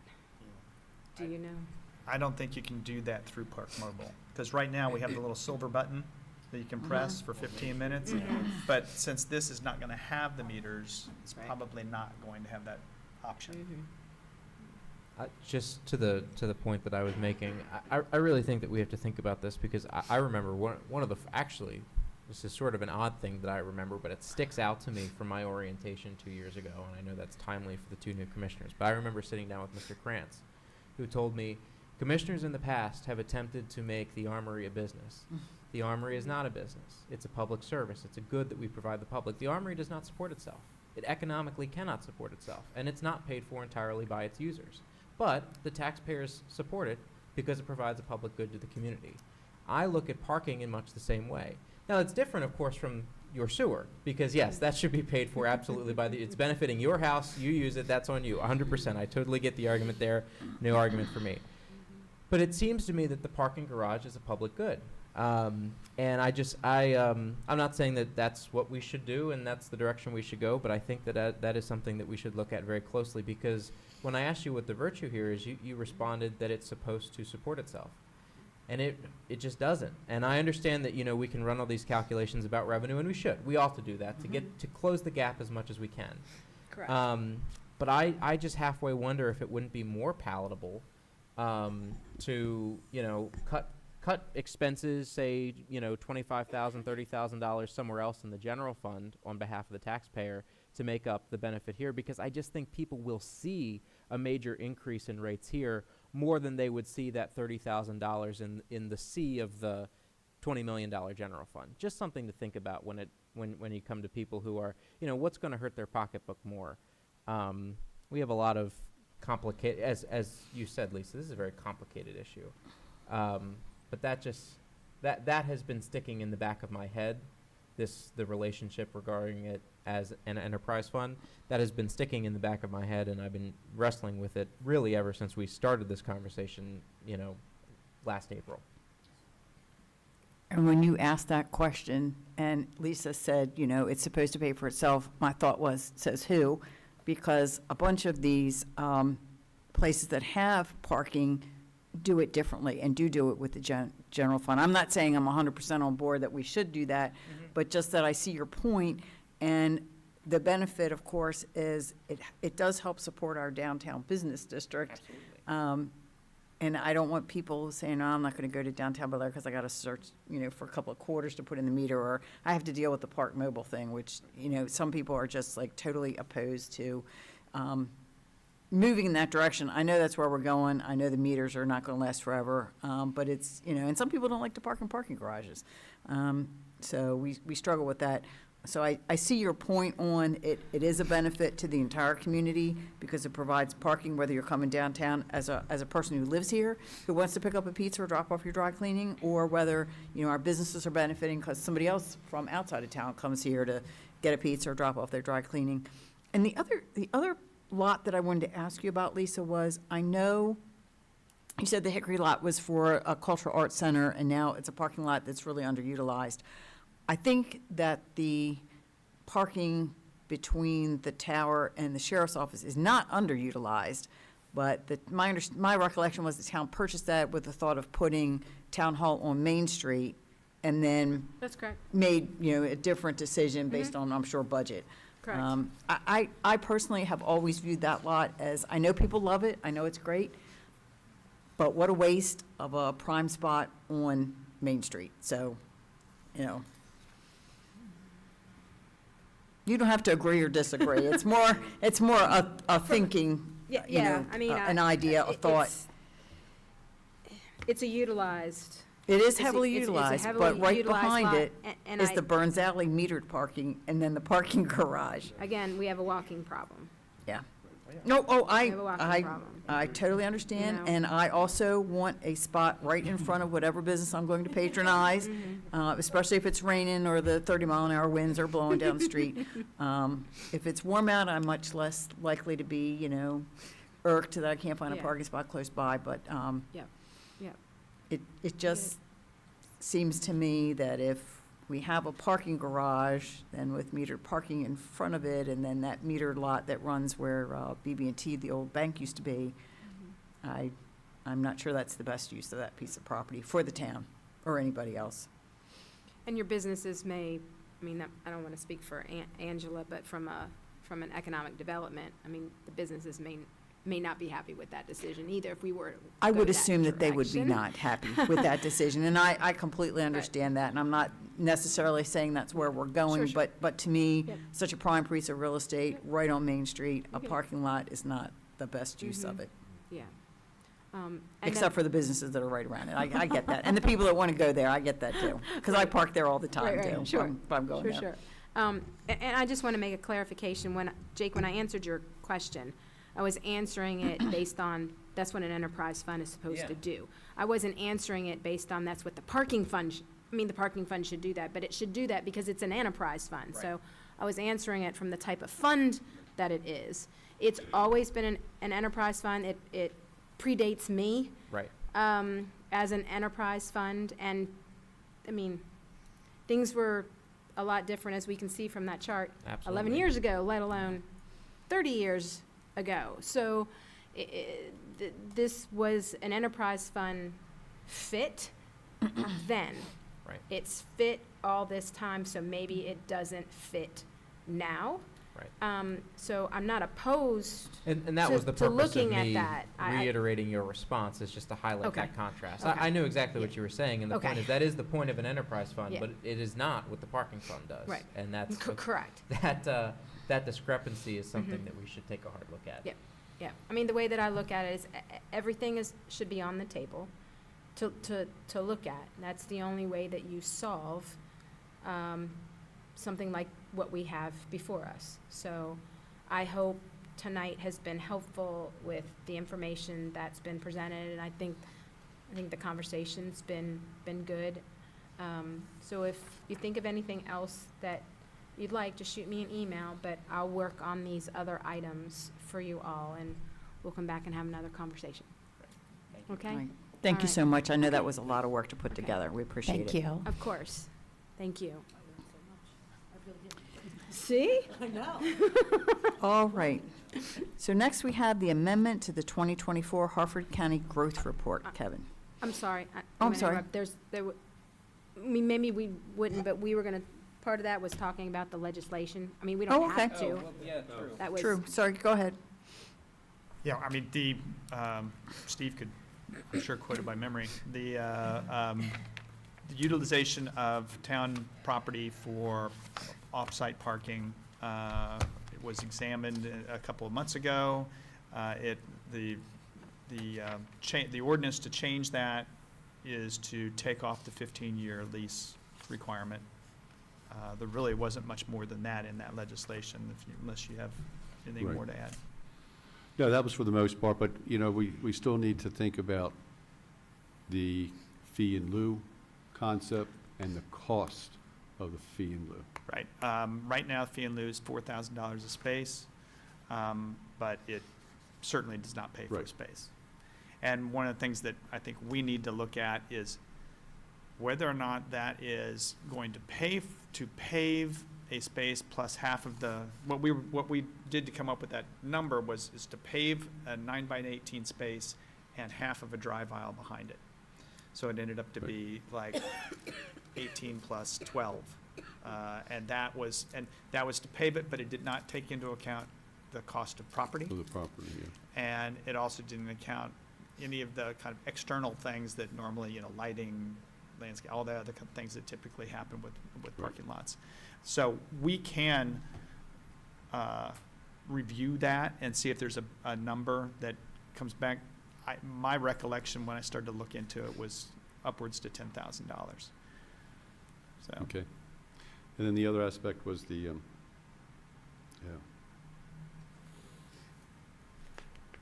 There's one other part to that. It was the, I think the other fee in part, lieu. I think the other part of it was, my recollection was that the fee in lieu, of how it could be used. yes, right Oh, now. expanding that, yeah. Correct. It was to be, Expanding that, yes. it's limited under the statute right now as to how that can be used. And Correct. what it says is for the town to utilize the fee in lieu to buy Additional land parking. for additional parking. And what me and Lisa, I think we worked on some, modifications to that section to allow, per Steve's request, that the fee in lieu, if it's paid, go into the parking fund to allow for maintenance and operations Right. of the parking fund. For O&M costs, right? That's kind of my memory, is that right? That's correct. Yep, Yeah. that was the other We wanted to aspect of it, expand right. that. Yep, no, you're Can you absolutely right, refresh my Liz. memory? Is there a limit on how many spaces can be in lewd? Kevin? No. No. So you. I thought it was 50%. Well, that's in the B2A, but in the B2, it can be 100%. It could be 100%, Okay, right. well, that makes sense in B2. But the- Right, it's right, almost for not B2, even, correct. An option. since B2 is, it doesn't have a parking requirement, it doesn't really apply. Some of Right. those things need to be adjusted in the code so that it's more applicable. Sure. Okay. And those are the only two zones where it exists? B3A also. B3A also. And there's no cap there? I don't I need to look at that. Okay. Cap and, In terms of how many spots you can oh, in lieu, as it were. My recollection I is thought it was- B2A and B3A were the 50% we're limitation. 50%. That's Yeah. what, that's Okay. my recollection too. All right.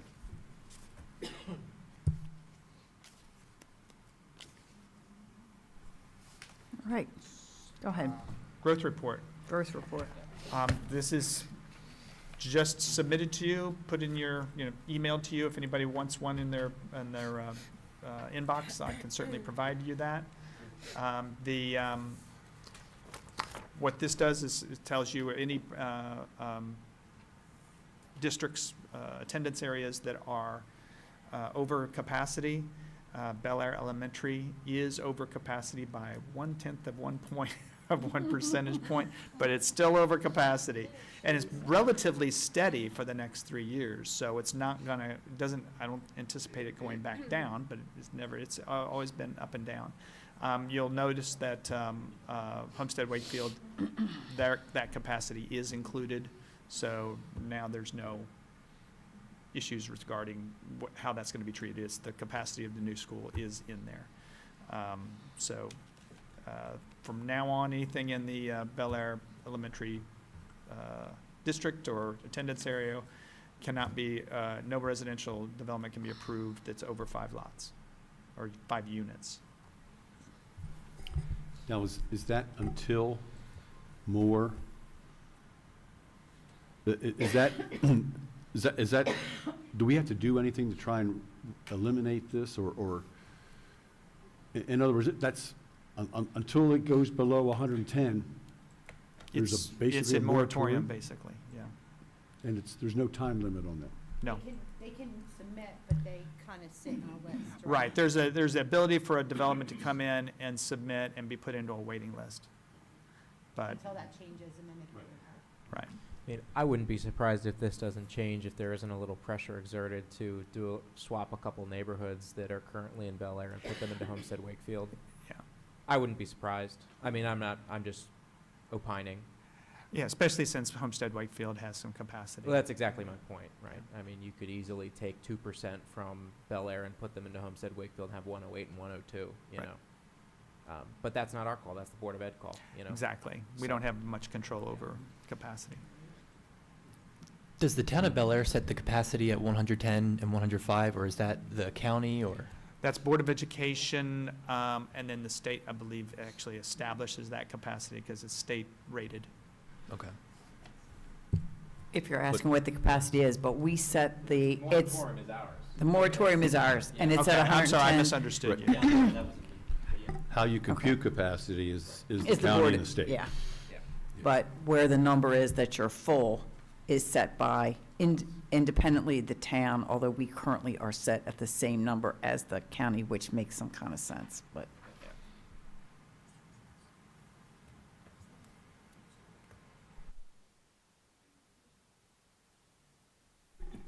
All right. Any further questions or comments? It's more like it is what it is. We just get the report for our information, for the planning commission's information and for their purposes, but we don't approve it, we can't change it or argue with it, it's just information for us. All right, so next we have the Hartford Transit Link Letter of Support. Is that you, Kevin, or Nope, Eddie? that's- Okay. That's kind of, let me hand this out. So, Madam Chair, Mike and I had sent you that request earlier week. You asked this to be an agenda item for tonight. we took the liberty, we have not written a previous letter to Gary Plazinski in support of such a project. So we took the liberty, or I should say Mike took the liberty of writing a letter. It's under my signature, but that's only as a placeholder. It could certainly be the commissioners, you, whoever you want. So the letter is kind of self-explanatory. The Harvard Transit's looking to do some work. They're looking for support for grant applications. Some of their projects do impact the town of Bel Air, so they're looking for a letter of support from us. They are having 2 public hearings, one on January the 28th, the other on the 29th. The one on the 29th is more applicable to the town of Bel Air. It'll be from 2 to 3 p.m. at the McFall Activity Center, basically to talk about some of the products and services that Hartford Transit provides, as well as talk about the grant opportunities that could be forthcoming and solicit support. That would be the one most likely, I think, residents and you as commissioners may want to attend if you want to participate. The letter itself is kind of, I'll say boilerplate. It's a support letter. We used a lot of Gary's language to basically support what they're looking for. So I think you had wanted to poll the other commissioners to see if that was the That is wishes. correct, because if we are going to support this, we have to vote on this as a board. Otherwise, if we don't want to support something, we don't want letters going out saying that we do. We can't, any of us individually do it. We need 3 votes to say yes. Hartford Transit, we do not fund, we do not control. They just provide services to folks that live in town as well as throughout the county. That's correct. As far as transportation. And again, depending on your decision, you can take a look at the letter if you want to tweak it, if you want a different signatory on it. We're good either way. We just want to give you a template from which to work. Right, and I just wanted everyone to have an opportunity to take a look at it. We need to have it on our agenda for the 20th, so that we can vote on it. You could vote on it right now if you wanted. If in the interest of time, you could do that. We could. It's purely your call, ma'am. I would put it on the agenda for the 20th, let everybody have a little opportunity to take a look at it and see if we want to tweak it or Is anything. this for pursuing grants? Do we know what they're going to use this for? It's, other than, I can share the letter with you, other than the fact that they are looking at annual transportation plan application for MTA and FTA, state and federal funds to finance operational and capital needs. Okay. So, in short, yes. I don't frankly know what the acronyms stand for, other than MTA is probably Maryland Transit Administration. That is Maryland Transit Administration. That's my understanding. So, when I was at DES, I did something similar for Gary, but that was years ago. Okay. I don't recall what the outcome was, but yes, sir, that's correct. And that was the email that actually I will share with everyone. It says, going into the next fiscal year, we're applying for funding for services to benefit the residents in our municipality.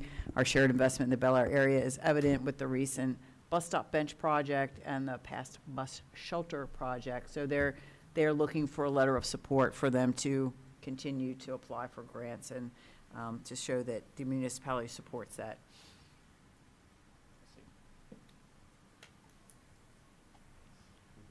Okay. That's all I had, ma'am.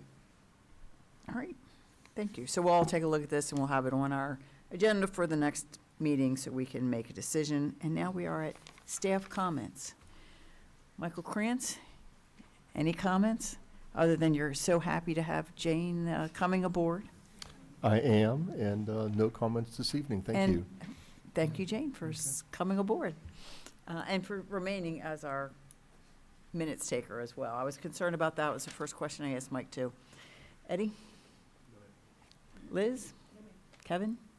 If anybody needs extra copies of the parking study, I've got Okay. those. You never like to print stuff out, I'm always killing trees, so, I just find that I can't find anything in the mass of killed trees that I have on the floor. All right, Lisa? Okay. Angela? All right, Chief? One thing, today we, our department, along with many other law enforcement agencies today, attended the Detective Paul Hoke funeral in Baltimore County. Baltimore County detective who tragically died on New Year's night after having a medical emergency. And most of you are aware his sister is one of our dispatchers, Jess Fiedler. So condolences to that family. It was a very solemn event. Well attended, and I think we gave him a great send-off, he and his family. So got the card, and I'm sure the family will appreciate your condolences. Thank you, Chief. Yes, ma'am. All right, Commissioners' comments. I was going to say that as well. Condolences to the family of Paul Hoke. He was laid to rest today. What a tragic loss for the department and personally for the family. My heart goes out to them. The other item was the New Year's Eve, where we started the new year with a bang, fire, but not a big bang, fortunately. Kudos to everybody. I know that everything was down for a short period of time, but it seemed like Main Street was only closed from Lee to Churchville for about maybe an hour and a half. I thanked Christine for remaining at her post, and we got the Maryland American Water rate letter filed. Christine and I were ready to go to the parking lot at Wawa or my house or find wireless somewhere that was up and working. Turned out not to be necessary, but she stayed at her post until she was sure that I had uploaded it successfully at home to my laptop. So kudos to her and thank you for that. Everybody worked really hard. It was an awful thing to have happen on New Year's Eve, but fortunately, I think the loss of property was minimal, given what it could have been, and nobody got hurt as far as I know, which is also really fortunate. And lastly, I wanted to say kudos to Angela Robertson. I talked to somebody today who said that you did a lovely job discussing the proposed legislation, the cannabis liquor law, at the ECDC meeting, and did a very great job, and we appreciate that. Thank you very much. It was the Government Affairs meeting, I believe, because Oh, I did that not, was it. I did Sorry. not attend ECDC, so. There you I go. don't want- yeah. Wrong meeting, but Yep. still, Well, great job. Thank you. thanks, I appreciate that. I did check in with my favorite dry cleaner. Best prices anywhere. I mean, you just cannot beat Crow's Cleaner. I'm serious. And I checked in, and they told me that they just had one cracked window, and then everyone was okay. And so just to underscore how blessed we are that something seriously catastrophic did not occur, and how thankful we are for the rapid response of those who flew into action. I know this is something that we've been talking about over the past couple meetings, but I would also just like to request, and I'll follow up with an email just so that we remember, for the next legislative session and legislative sessions moving forward, if we can include an invocation line item, just starting this new year. I would greatly appreciate that. That's all I got. All right. I'd like to send my condolences to the Detective Hoke's family as well. It was good to see some representation from Bel Air last night at the viewing. Also, condolences to the Neff family for the passing of Brian. I went to the viewing today, so I went to high school with his daughter Natalie. They're a really, really great family. And condolences as well to the Castley family for the passing of Nancy Castley. She passed away last week. She was the matriarch of an incredible family, and she was brilliant, kind, and funny, and she will be greatly missed. I attended the Bel Air Community Band concert. They had their Christmas, or I guess their holiday concert. It was canceled originally. You know, they had the snow day, so that was great on Sunday. And then congratulations to Lieutenant Farr on his retirement. We all wish him the best. And then we also went to Hank and Arlene Allen, their going away party at the Legion Post 55. So thank you to them for welcoming us. Thank you, Commissioner Hanley, because I too wanted to pass along my condolences to the family. It was quite an honor being at the Post 55 with Hank Allen. He had worked with the Cultural Arts Commission, or we had worked with him for that mural. But I think what was just so overwhelming was just when you're in the presence of so many veterans and so many people that have served, and how all they talked about was serving the community and serving others. And that word just kept coming up over and over about service. So that was just amazing. We also had an opportunity last week to attend the Rockfield Christmas party. And that was amazing to see the addition that they put on, and also to meet the builder, and then to meet Mr. Bob, who is the groundskeeper there, and that he grew up on that property, and Commissioner Steve or Commissioner Chismar and I got to sit at that table and really, we had a really nice time, just really kind of fellowshipping with them. I also wanted to thank Angela and Kevin and Steve today. This is our first part of this orientation that we got to go to, and I was telling Eddie Hopkins, I know that these people work hard. I know that they do. I know that they put a lot of hours in. I had no idea the depth and the breadth of what they do.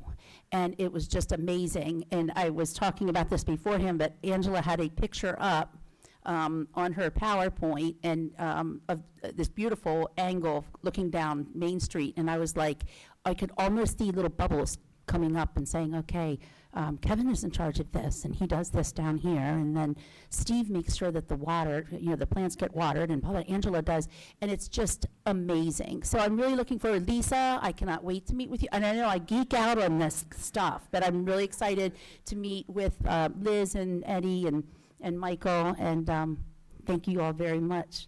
Thank you.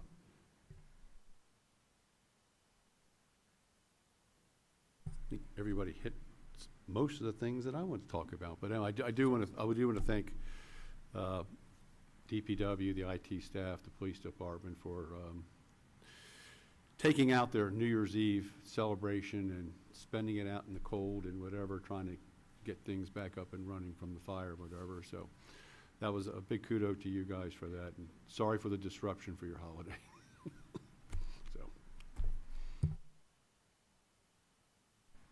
All right, if we've reached the end of commissioner comments, may I have a motion to go into closed session? Yes, Madam Chair. I move that this portion of the meeting will be closed under provisions of the Maryland Open Meetings Act, General Provisions, Article 3, Section 305B1, 7, and 8. The topics of discussion will be to discuss the appointment of officials to the town boards, commissions, and committees, to consult with counsel to obtain legal advice regarding ordinance number 85125, revising Town Code, Chapter 165, Article 7, related to setbacks from cannabis businesses, liquor stores, and taverns, to consult with counsel to obtain legal advice regarding third-party contracts, and to consult with counsel to obtain legal advice and to consult with staff, consultants, or other individuals about pending litigation regarding the Harford County Circuit Court case number C12CV25001030, Harford County, Maryland versus Town of Bel Air, Maryland et al.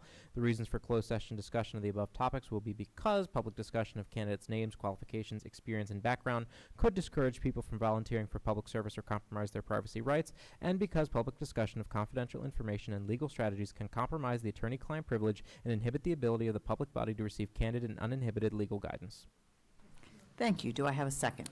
I'll second that. I don't have to reread that. I can just second that. You just Good. seconded it. I second. All right, any discussion? All right, Mr. Kranz, we're ready. Thank you, Madam Chair. For the vote to go into closed session, Commissioner Foss, Yes. Commissioner Chismar, Aye. Commissioner Taylor, Aye. Commissioner Hanley, Aye. and Chair Edding. Aye. We are in closed session. Will we be returning to open session? Just for the members of the public, we will not be returning to conduct any further public business. We will just be adjourning after the end of our closed session.